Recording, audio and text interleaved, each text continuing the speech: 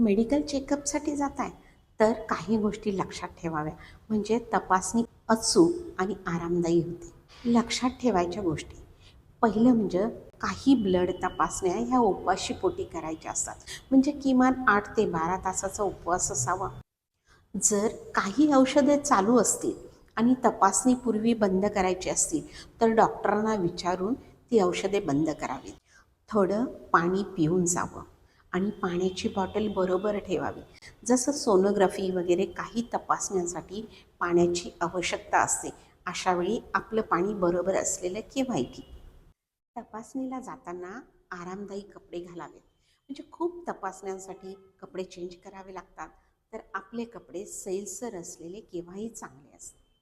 तपासणीला जाताना जुने रिपोर्ट असलेले प्रिस्क्रिप्शन, औषधांची यादी हे सर्व बरोबर ठेवावे.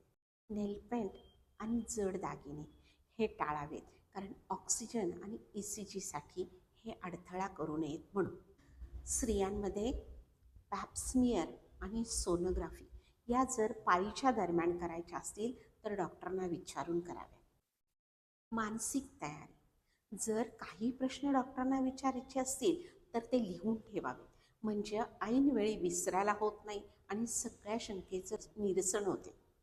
थोडक्यात उपाशीपोटी औषध, पाणी, रिपोर्ट्स, आपल्या शंका या सर्वांची तयारी होणं म्हणजेच मेडिकल तपासणीसाठी योग्य तयारी होय. तर काय, शांत मनाने जा आणि तपासणी करून या.